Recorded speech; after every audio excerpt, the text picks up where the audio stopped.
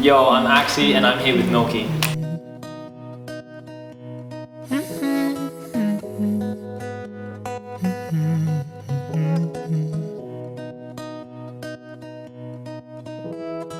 know I don't get cold, it's not part of my DNA.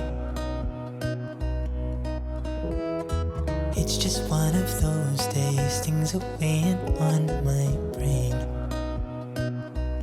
I try to smile. Okay, so the first single, Hands on Me. I did that. Actually, this is a crazy story. I wrote it in Canada, Toronto, and I did this song about 3-4 years ago. So I wrote it with a guy called Pills, and my manager and my brother. And we actually weren't focusing on writing it for me, as per se. We were kind of like, came up with this vibe on piano, wrote it down, wrote the song, but didn't expect it to be for me at all. And it was only like 3 years later that we kind of listened back to it. We put the beat on it and we're like, okay, well, this is actually kind of interesting. Never heard this kind of mixture together, like that Afro beat with that singer-songwriter thing. And then we did it together and I tracked it properly. It actually sounded super different and dope and something new that I've never done before. And I just loved it so much more because I wasn't focusing on writing for me, it just kind of happened. But yeah, it was super cool. And the whole writing process as well, like Hands on Me is about, like, you know, you could have like, we could be waking up like feeling the worst you've ever felt, and you think about there's always that one person or that one thing that you could do, or that one person that could be here for you to just like put one hand on you to make you feel so much better, like that comfort in you know, that person. And yeah, kind of, I always write things based on my own experiences, so I wrote it based on the fact that I moved overseas when I was 19 after I graduated high school, and like I didn't know anyone overseas, so I was always thinking like I would just feel so much better right now if I had 1 or 2 people here to just like, you know, hug or like talk or something, just be here, or, you know, put a hand on me, really. But yeah, that's Hand on Me. So music has been like a massive part of my life ever since I was a kid. My dad brought me into music and I've been doing it ever since, you know, I can remember. Playing instruments since I was young, singing my whole life. I started writing. My dad got me to write my first song when I was like 12, and I did that with my older brother as well, which was dope. Because obviously to where I am now, it has helped, and we'll get there in a sec. But like throughout my process, I did like a lot when I was younger here in Australia before I left to go overseas. I did a lot of TV stuff. I did a couple shows when I was 15 on national television, and then when I turned 17, I won the X Factor in Australia. And that was an interesting process, obviously, for someone who's going through their final year of high school and doing like a massive show on national television. I got to experience a lot of dope things, obviously, when it comes to camera work and people and behind the scenes of those kind of shows, what goes on. But it made me, like, it taught me a lot about what I wanted to be as an artist and who I wanted to be, and it shaped a lot of like truth, and like a lot of who I am came out after the shows that I did, because I knew what I wanted, what I didn't want, and I think that's the kind of process you need to go as an artist, whether you do a show or not. You kind of just have to find your own direction, and things that you do will teach you where you don't want to go and teach you where you do want to go, and I think that's like so important. So no experience is bad, you know what I mean? Because you have to take all the positive from it and move forward. But yeah, that kind of takes me to when I left, and I've been focusing on my songwriting. I'm a signed songwriter at Warner Chappell, and I've signed my artist project to AWOL, Cobalt Music. So, you know, everything that I've done in the past to where I am today is all shaped Axi and like all the music that I write and want to write. It's just everything that I've done has just made me who I am, I guess. Yeah. Okay, so Fire Herself, the second single. We kind of approached this one a little differently. We wanted to create something a bit more authentic and raw, but still keep the whole commercial side of things because I love writing pop music. But yeah, so that was with my brother and I in our Manchester apartment, and I brought it to my managers and we all worked on it, and it was a beautiful piece of art in the end. But the process was kind of different. We wanted to bring that kind of classic nostalgia feeling to it whilst keeping that pop sensibility. And conceptually as well, like we wanted to dive a little deeper and kind of like, I don't know, kind of like play with the story of it. It's about like knowing that this girl or whoever is interpreting, it could be a boy, this person is bad for you, and they know that they're bad for you, and you know that they're bad for you, but like you can never not get dragged back into it, you know what I mean?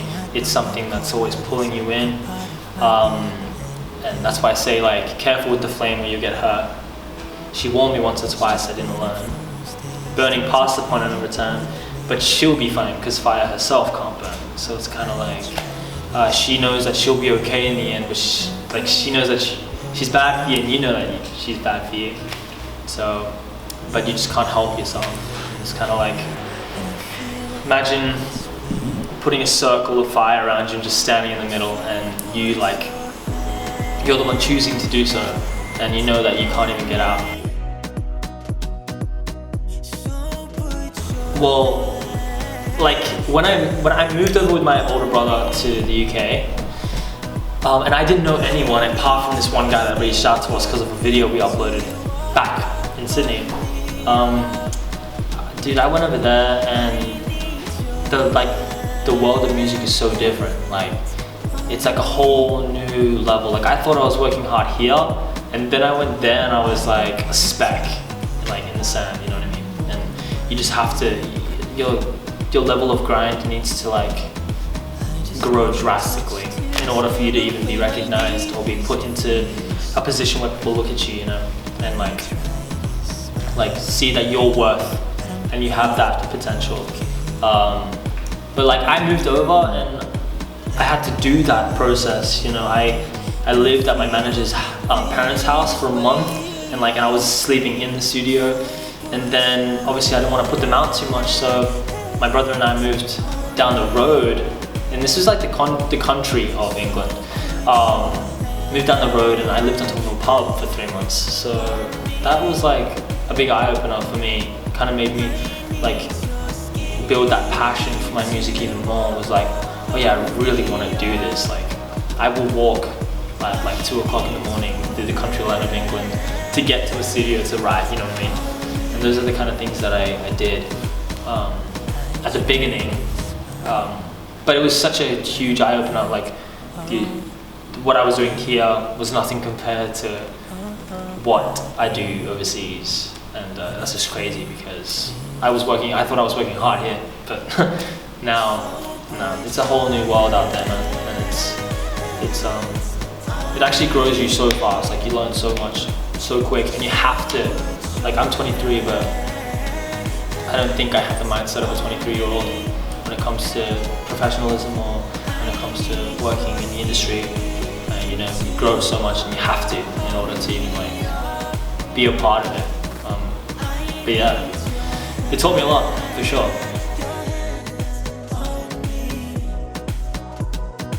The bond I have with my bro is like, we're joined by the hip, so we've been writing and playing music ever since we were kids.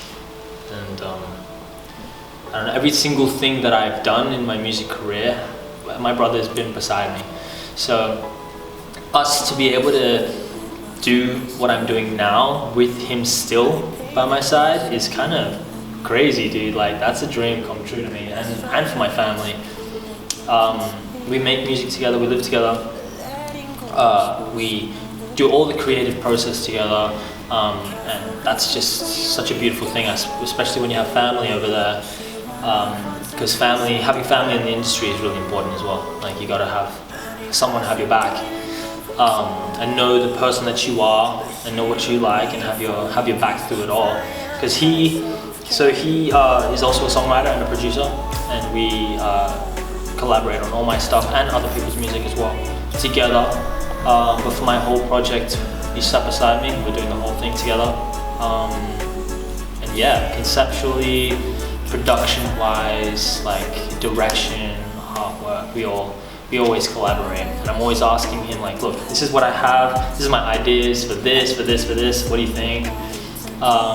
I value his opinion, and I think like having someone like that by my side is really important. He's like, he's my rock.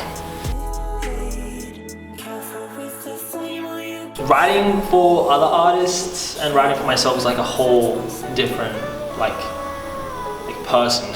Really, there's two different shoes to put on.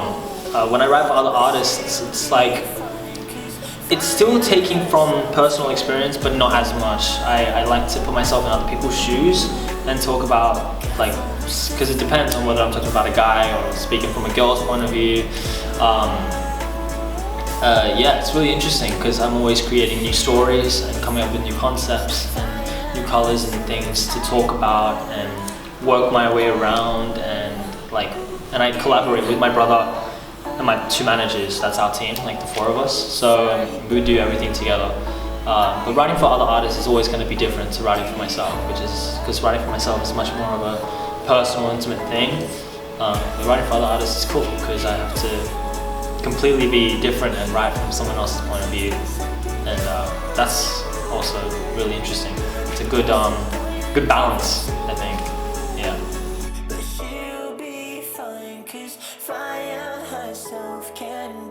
I've done some pretty dope stuff over the past 5 years, I would say now. I went platinum in the UK. I've had a #1 record in Germany. 3 songs that I wrote in Germany went top 5 radio play.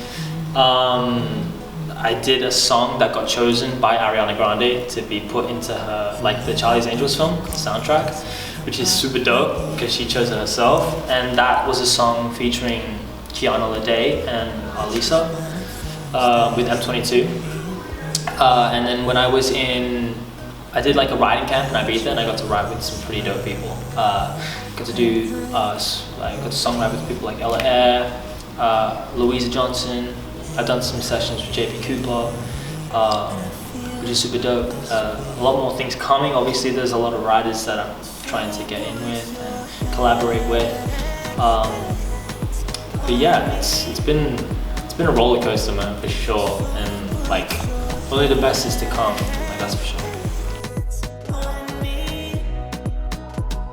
Okay, I think what I'm trying to do with my stuff is connect to people from like a real point of view. And I know a lot of artists do this, but I'm trying to kind of make it as real as possible in a more of a relatable way. Especially the things that people don't talk about, like Hands on Me, for instance.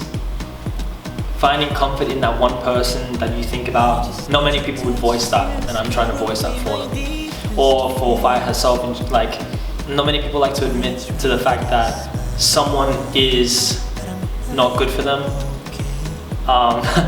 Like, not good for them, but you keep going back for more, and you think you know what's right and what's wrong for you, but you really don't.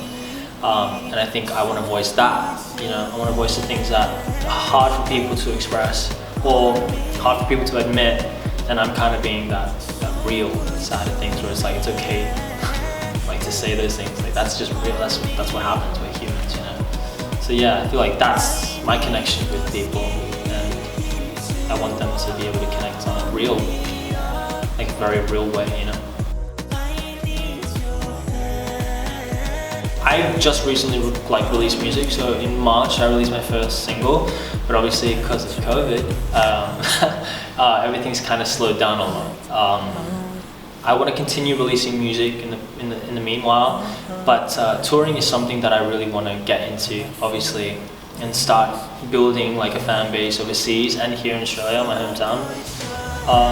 So I feel like after all this craziness is over, I'm just gonna try to throw myself into a lot of shows, and I have a lot of friends that are doing shows, and we like to collaborate with each other and put on events and doing stuff like that. And so definitely in the next year, it's something that we're planning on doing for sure. I feel like an album is like I feel like that's gonna come with like in due time. I think I'm gonna release a couple more singles, and then the next thing will be like an EP, and then I'll work towards an album after that. But definitely more singles right now, just to smash out the singles and yeah, build those listeners and fan base, and just get more music out there, man.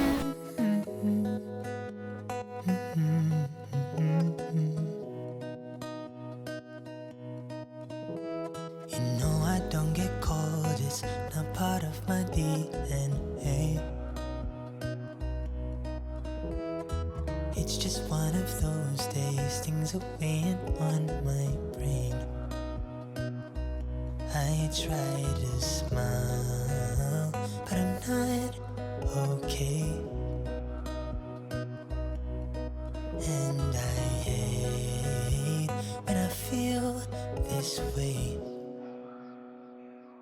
So put your hands on me. So put your hands on me. I need your skin to warm me up. I need your hands on me. I don't wanna talk about it anymore, my dear. I just need your touch. So obviously Michael Jackson was one of my youngest forever influences when I was young. Just made me do what I do. My dad, I would never be able to do music without my dad, which is like, you know, cliche, but it is what it is. And I feel this I'd love to collab with Coldplay. I'd love to collab with Billie Eilish. I'd love to collab with Lana Del Rey. I'd love to collab with The Weeknd, Harry Styles. Yeah, put it this way. Obviously, like Michael Jackson, like Thriller and Bad, those albums like shaped a lot about what I love. And then there was Turning Point by Mario, which was also a really good one for me. I also love My There's a Lot by Coldplay. That's like, dude, that's such a good one. Continuum, John Mayer. Yeah, those are dope. I like The Weeknd, In Your Eyes, Watermelon Sugar, Harry Styles. What else? Ooh. There are some really dope ones, man. Billy, everything Billy's done this year. Emotional, romance, and colorful.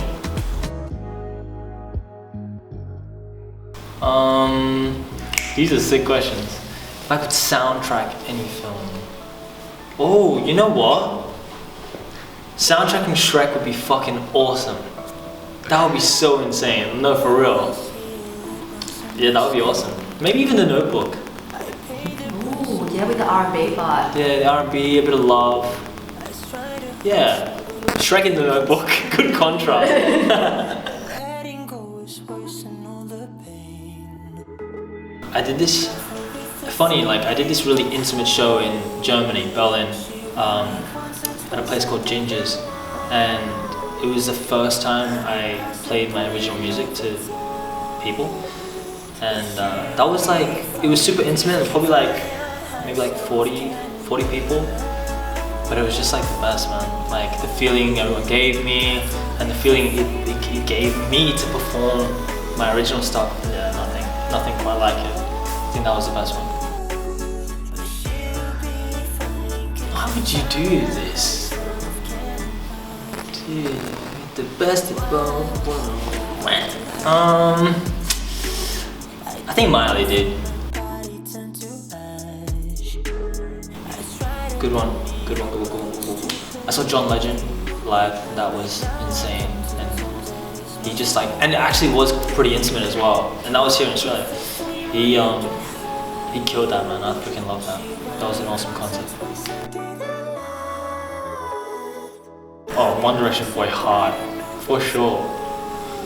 Of course.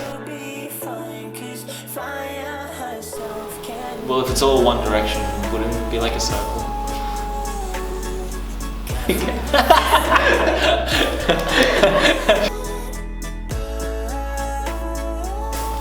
Some of the ones that I said today: Billie Eilish, Harry Styles, The Weeknd, Dua. Yeah, that would be insane.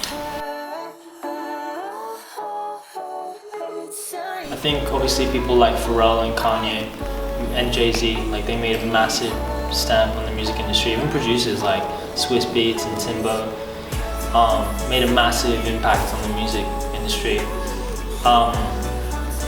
And then I would say people like of our era now, Billie and Phineas. Holy crap, you never expected a 16-year-old girl to come out like that and do the kind of stuff that she's doing with her image and her sound.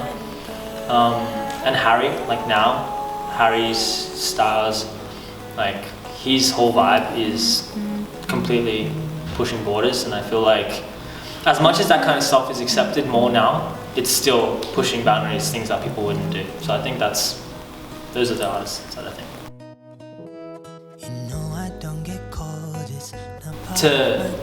I would tell myself, like, you need to understand why you do what you do. Make sure that you always, in the back of your mind, remind yourself that like you were born to do this shit. Like this is really what you were meant to do. You were put on this earth to make music. You know what I mean? And like remember that before any other things cover it. You know, there's so many things that can cloud that. But I would say just remember that you do music because you love it. I was 6 and I watched an Usher live concert on DVD, and I remember feeling goosebumps and going to my dad and being like, I want to do that. And I used to copy him, and yeah, that's the minute I knew, man. I was like 6 or 7. Follow my socials. Yeah, that's bad. Well, I think, yeah. No, but yeah, follow my socials and keep up to date with all my stuff, and I'll be posting so much more music, and yeah.